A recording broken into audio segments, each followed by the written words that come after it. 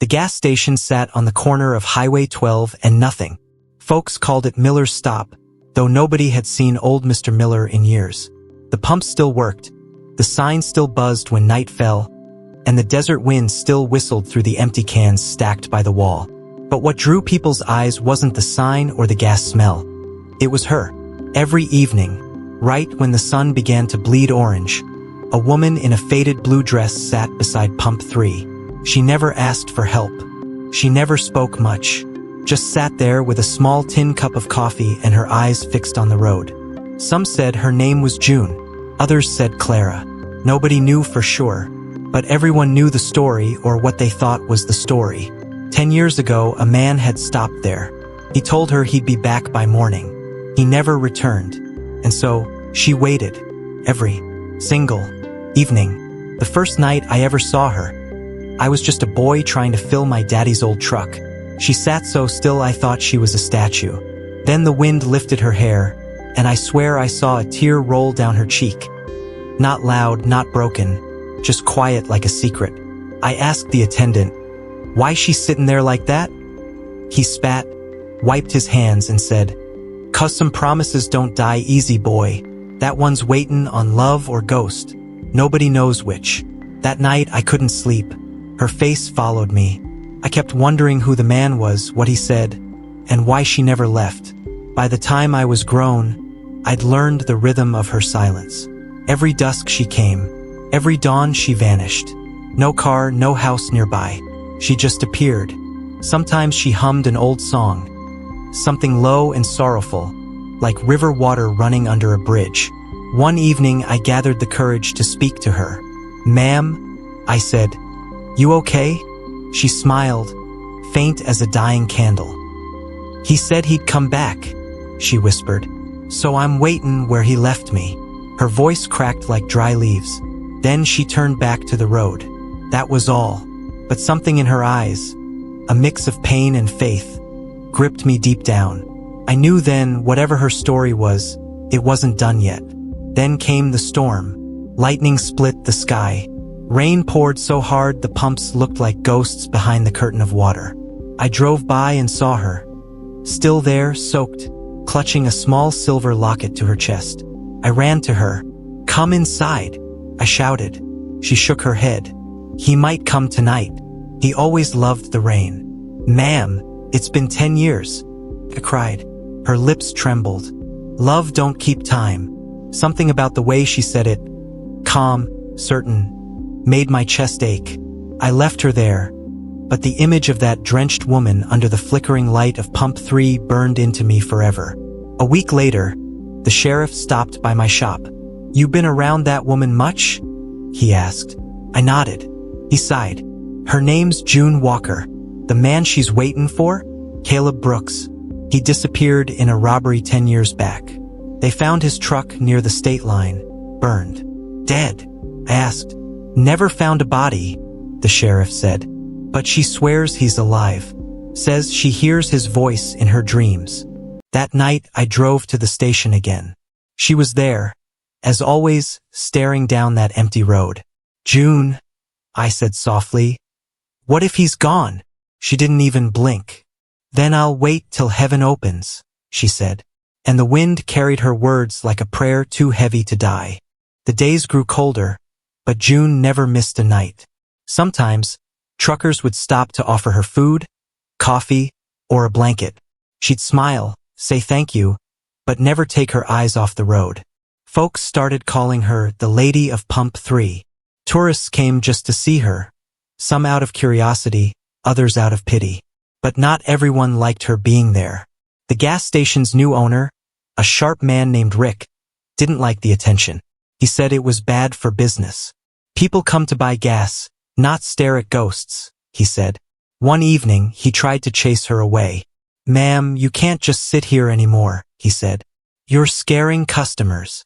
She looked at him, calm as still water. "If love scares you, son," she said softly, "then you ain't ever had it."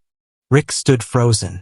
The wind whistled through the broken pump, and for a moment, even the buzzing sign went quiet. He never bothered her again. Rumors began to swirl like dust. Some said June was a witch, keeping the ghost of her lover trapped at that station. Others said she was the ghost. But one night, a stranger came. A tall man in a long coat, face hidden under the brim of his hat. He stood by the pumps, silent, watching her. I was there, closing up my uncle's shop across the road. Something about the man's stillness made my skin crawl. June didn't seem afraid. In fact, she stood up for the first time in years. "Caleb?" she whispered. The man said nothing. He turned and walked toward the road. June followed a few steps, then stopped as headlights from a passing truck swept across his face. He was gone. Just gone. Like he'd melted into the night. I ran over to her, heart pounding. "Who was that?" I asked. She clutched her chest. "If it wasn't him," she said, "then it was a sign." After that night, June began acting differently. She started cleaning around the pumps, fixing broken glass, sweeping dust from the pavement. "It's not right to wait in a dirty place," she said with a faint smile. Every morning, she left wildflowers in a coffee can by pump 3. "He'll see them when he comes," she'd say. One afternoon, I found her talking to herself. No, not to herself, but to someone who wasn't there. "I kept your locket," she murmured, staring at the horizon. I didn't forget the song. It scared me a little how she said it. Not like she was crazy, but like she was speaking to the air, to something unseen but real. That night, I heard the sound of humming again, drifting from the station. A soft, lonely tune that felt older than time. Then one morning, she didn't show up. The stool by pump 3 sat empty. Her coffee cup lay on its side, cold and dusty. People noticed. Even the station workers whispered. Some thought she'd finally given up. But I couldn't shake the feeling that something wasn't right. That evening, I drove out to her small trailer behind the oak grove. The door was unlocked. The place smelled of lavender and old rain. On her table was a note, folded neatly beside the silver locket. It said, "If he calls, tell him I've gone where the waiting ends." My hands trembled. That same night, the wind rose hard, and someone said they saw a blue dress walking down the old dirt road toward the highway, though no footsteps followed. Days turned into weeks. The town felt emptier without her. But the strange part was, pump 3 still smelled like her perfume. And sometimes, late at night, the lights around it flickered like a heartbeat. One evening, a traveler came through. Tired, dusty, and quiet. He filled his tank, then stood staring at the spot beside pump 3. "She still waits here?" he asked softly. The attendant nodded. "Used to. Why you ask?" The man looked down, his hands shaking. "Because I told her I'd come back." The attendant froze. The man took a small photo from his wallet, June, young and smiling beside him. He whispered, "I lost my memory after that crash. I've been trying to find her ever since." The attendant's mouth opened, but no words came. He pointed toward the empty stool, now glowing faintly under the station lights. And when the man stepped closer, the wind picked up, carrying a faint voice that said, "You're late, Caleb." Caleb fell to his knees beside pump 3, clutching the stool like it could breathe. "She's gone?" he asked, his voice raw. The attendant nodded, unsure what else to say. The night air carried the smell of diesel and rain. Caleb pressed his forehead against the stool. "I told her I'd come back," he whispered. "I told her I would." He stayed there long after the last truck left, long after the station lights went out. The moon rose, thin and silver, and his shadow stretched beside the pump, long, lonely, trembling. When morning came, I found him still there, eyes red, the locket clutched in his hand. "Where'd she go?" he asked me. "She left a note," I said quietly. "Said she went where the waiting ends." He looked up toward the hills, then toward the road she used to stare down every night. "Then I'll follow," he said. That day the whole town buzzed. Caleb Brooks, the man who vanished 10 years ago, was back from the dead. He went to the sheriff first, told his story. The robbery, the fire, the head wound that stole his memory. How he wandered from town to town till something, a dream, a smell, a song, led him back here. But it wasn't just guilt that drove him. It was the dreams. He said every night for months he saw her face, heard her voice saying, "I'm still waitin', Caleb. Don't leave me in the dark." The sheriff believed him. Or maybe he wanted to. By evening, Caleb was back at the station, sitting where she used to sit. "She waited 10 years for me," he said. "Now I'll wait for her." And that night, for the first time, the station felt like a grave and a home at the same time. For weeks, he kept coming. Same spot, same hour. The folks who once pitted June now pitted him. He talked to her sometimes just like she used to talk to the air. Told her about the roads he walked, the storms he slept under, the strangers who took him in. Then one night, I saw something I still can't explain. A flicker of light, soft and golden, rose from pump 3 like candle smoke. Caleb lifted his head. "June," he whispered. The light shimmered, dancing in the air. The wind carried her scent, lavender and rain. He reached out, tears running down his cheeks. The light pulsed once, then faded. But on the pavement, clear as the moon, was the shape of a woman's hand. After that, Caleb changed. He stopped eating much, stopped talking to anyone but me. "She's calling," he said one night. "I can hear her in the wind." I wanted to tell him it was just grief, but deep down I wasn't sure. One evening, a little girl from town ran to the sheriff's office, breathless. "There's music playing at the gas station," she said. When we got there, we heard it too, faint, trembling, coming from nowhere. An old love song, the kind they danced to under tin roofs. The same one June used to hum. Caleb stood by pump 3, eyes closed, smiling through his tears. "She ain't gone," he said softly. "She's just waitin' on me now." The next morning, the stool was empty again. Caleb was gone. No note, no car, nothing. All that remained was the silver locket, hanging from the pump handle, swinging gently in the wind. Inside it was a photo, June on one side, Caleb on the other, and a tiny scrap of paper that read, "Together now. The waiting is over." The sheriff searched for weeks. Nothing. But every night since then, when the sun sinks low and the air smells like rain, folks driving down Highway 12 swear they see two figures sitting side by side at pump 3. A man and a woman, holding hands, watching the road. And when the wind blows just right, you can still hear that old love song floating through the dark. After Caleb vanished, the gas station changed. It wasn't just a place to buy fuel anymore. It became a place of whispers. Folks who stopped by at night said the air felt different, heavy with memory. Rick, the owner, swore he started hearing footsteps when he locked up. The first time, he thought it was rats. The second, wind. But one night, he turned and saw two shadows stretched across the wall. A man and a woman standing side by side. He ran out screaming. Didn't come back for 2 days. When he did, he found wildflowers sitting by pump 3 again, the same kind June used to leave. Only this time they were fresh, still wet with dew. Nobody could explain it, but everyone in town began to say the same thing. Love like that don't die. It just changes shape. By summer, the gas station had become a place of quiet pilgrimage. Lovers came to leave letters and photos by the pump. Some said it brought luck. Others said it healed heartbreak. I watched as people cried there, whispered prayers, even sang to the wind. One night, an old woman stopped me as I filled my tank. "Son," she said, "you ever seen him?" I nodded slowly. "I think I did." She smiled, toothless but kind. "Then count yourself blessed. Most folks live and die without ever seeing love that patient."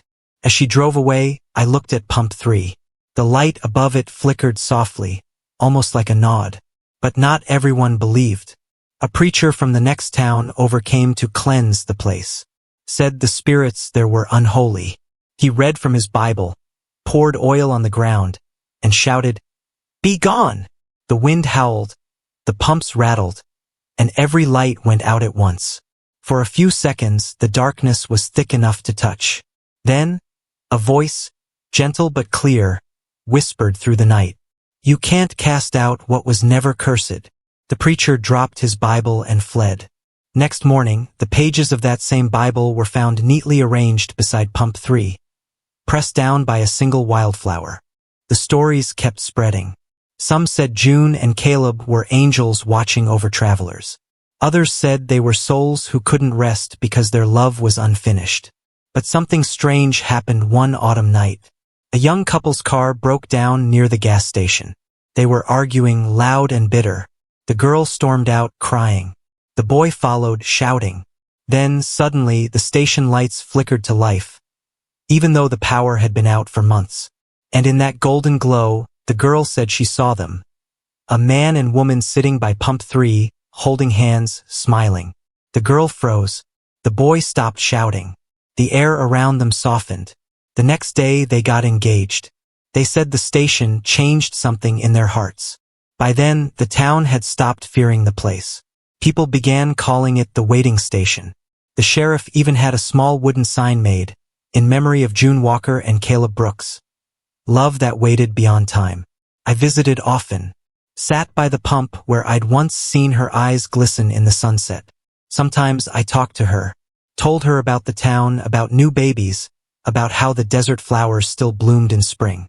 And one evening, as the sky turned purple, I felt something brush my shoulder, gentle as breath. Then, faint and soft, a woman's voice said, "Thank you for remembering." I didn't turn. I just whispered, "Always." Time moved on, but the gas station didn't seem to notice. The sign still buzzed when the wind picked up, the pumps still creaked like tired bones, and every sunset still carried a hush, the kind that makes you believe ghosts might be listening. One day, a film crew came through, said they wanted to make a documentary about the waiting lovers. They brought cameras, lights, and big talk, but their equipment kept failing. Batteries drained, lights flickered, recordings turned up blank. On the last night, one of them, a young woman with kind eyes, said softly, "Maybe we shouldn't be filming this. Maybe it's meant to be felt, not seen." That night, she dreamed of June and Caleb dancing under the station light. When she woke, she left her camera behind and drove away in silence. The town started holding a small gathering each year, the night of waiting. Folks would come, light candles, tell stories about the people they'd lost or still hoped to see again. Some cried. Some smiled through their tears. Old couples held hands tighter. Young lovers promised to never walk away angry. It wasn't about ghosts anymore. It was about love that refuses to quit. One year, a little girl named Ruthie, born on the same day June disappeared, walked up to the pump and laid down a letter she'd written in crayon. It said, "Dear June, thank you for teaching my mommy and daddy to love again." The next morning, the letter was gone, but a wildflower sat in its place. One autumn evening, I sat there alone, sipping cold coffee. The sun was low, painting everything gold. For a moment, I thought I heard laughter, soft, far away. Then the air turned warm, like someone had opened a door to summer. I looked at pump 3 and saw it. Faint as breath, clear as memory. June and Caleb sitting side by side, smiling. They looked younger, lighter, like the waiting had been washed off them. June turned her head and met my eyes. "Tell them," she said. "Tell them it's worth it." And before I could speak, they faded into the light. But the scent of lavender lingered long after.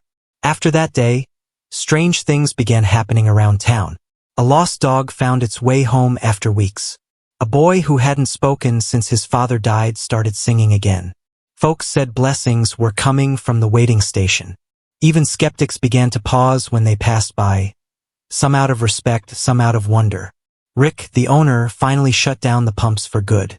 Said it wasn't right to sell gas where miracles lived. Instead, he built a small bench beside pump 3 with a sign that read, "Sit.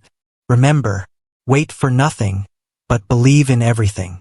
It became the quietest place in town, and somehow the loudest in the heart. Years passed. The station weathered storms, heat, and time, but it never fell apart. The paint peeled, the roof sagged, yet the heart of the place stayed alive. One night, as I drove by, I saw 2 lanterns glowing softly where the pumps used to be. And in that gentle light, a figure sat. Not June, not Caleb, but someone new. A young woman holding a letter. I stopped the car. "You waitin' on someone?" I asked. She smiled, tears shining in her eyes. Not someone, she said. Something. And right then I knew the waiting never truly ends. It just finds new hearts to live in. Winter came late that year. The air carried a kind of sadness. The kind that seeps into your bones when you realize life keeps moving even after the best stories have ended. The gas station sat silent under a thin layer of frost. But still, every evening, that little bench by Pump 3 had visitors. Old ones, new ones, broken ones. They came to leave flowers, notes, and sometimes just a few minutes of silence. Nobody owned the place anymore, but nobody dared tear it down either. Some things you just leave standing out of respect, or maybe out of fear that love that strong might haunt you if you touched it. The town had changed, but the story hadn't. Folks still said June and Caleb's love watched over them like a lamp left burning on a dark porch. One night, a terrible storm rolled through. Thunder shook the ground, lightning split the sky, and rain poured like heaven had burst open. When the storm cleared, the bench was gone. So were the wildflowers. People thought it was the end of the waiting station. But the next morning, something strange happened. Children walking to school found the bench upright again.